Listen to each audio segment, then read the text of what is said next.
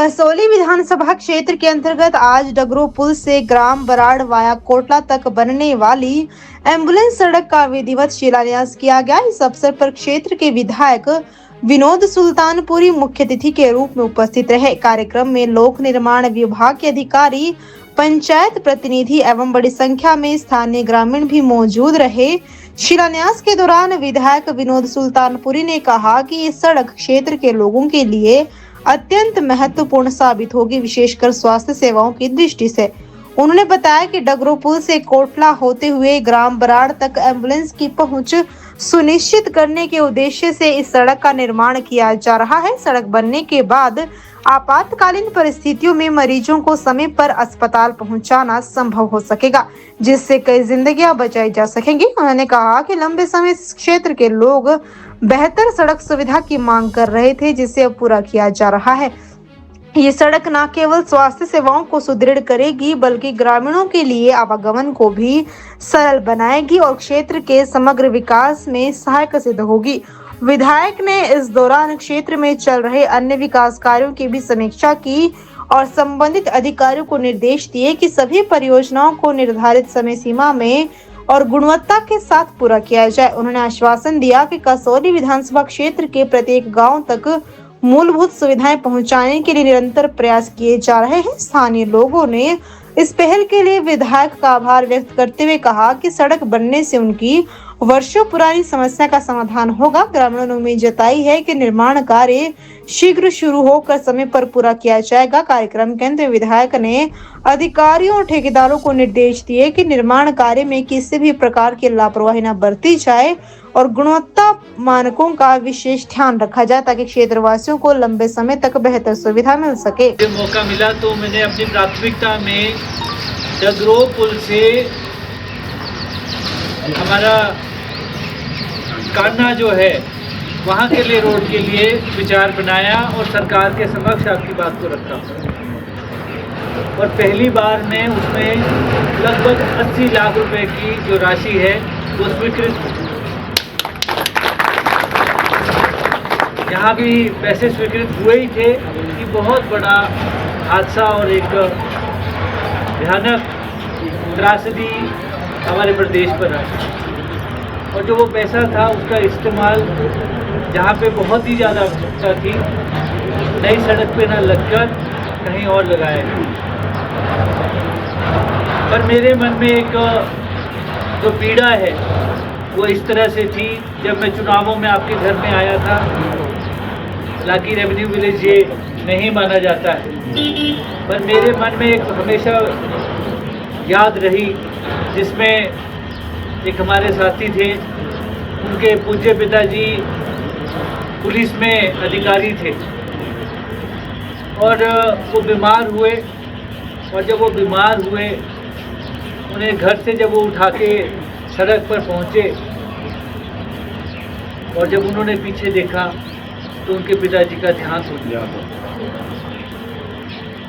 ये पीड़ा जो थी ये मेरे मन में रही और इस पीड़ा को हम कभी पूरा नहीं कर सकते, पर हाँ, आने वाले भविष्य के लिए हम इकट्ठे होकर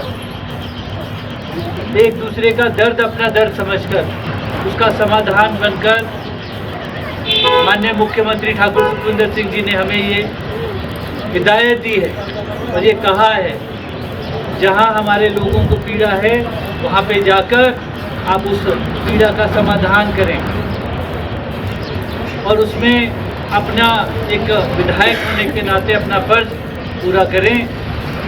और विधायक होने से पहले कुछ वादे मैंने किए थे, उनमें से सिर्फ एक सड़क रह गई थी। आज मैं आपके बीच में माननीय मुख्यमंत्री जी का धन्यवाद करता हूं कि उन्होंने कैसे न कैसे करके, चाहे थोड़ी राशि आज दी है, पर जब तक ये सड़क पूरी नहीं होगी आपकी राशि आती रहेगी, ये मैं आपको वादा करता हूँ। और आने वाला समय जो है वो बड़ा गंभीर समय है।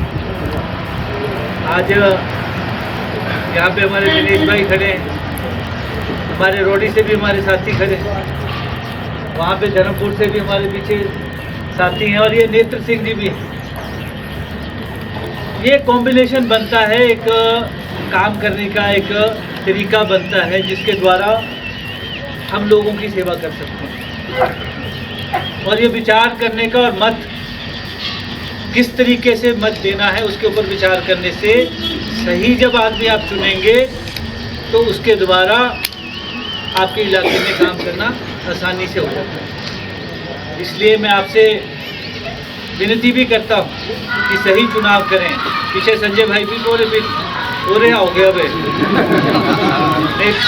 नहीं तो आप परली साइड को ही होने थे। जो मोदी उठा नहीं मोदी को जैसे लड़ना पंजाब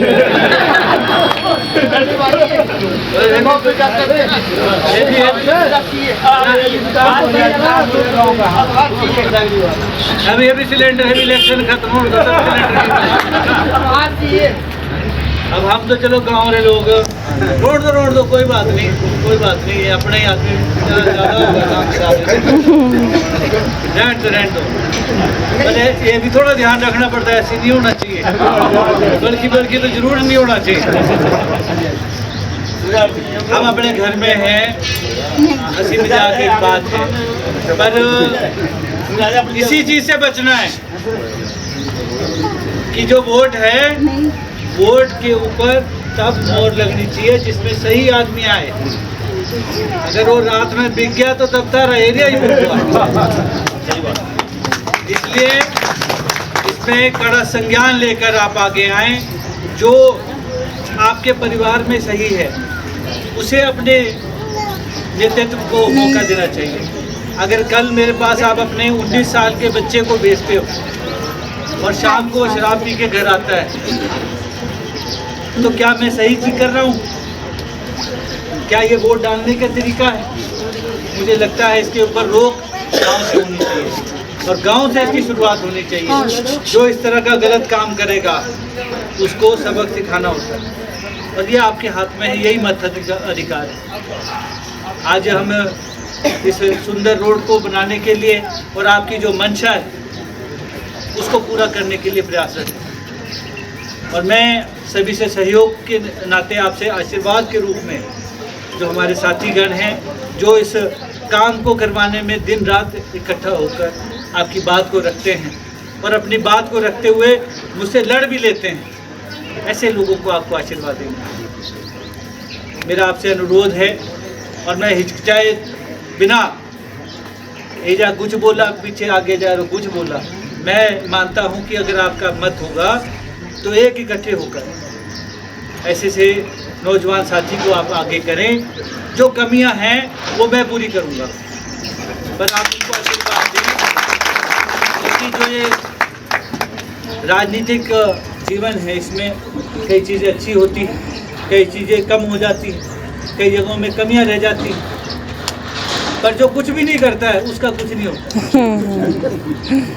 जैसे ना से अच्छे में ना से बुरे में। मेरा आपसे अनुरोध है जो आदमी आपके लिए प्रयास करे, कोशिश करे, उसे आगे करने का समय अब आने वाला है और मैं जानता हूँ कि सही निर्णय आप लोग हमेशा से करते आए हैं और वैसे ही ऐसा होने वाला है। आप सब यहाँ पे एकत्रित हुए, मैं आपका सभी का जो समय का दान आपने दिया है इसके लिए मैं आपका सभी का धन्यवाद करता हूँ और आपने इतना प्यार सम्मान दिया इसके लिए भी मैं आपका धन्यवाद करता हूँ। जय हिंद।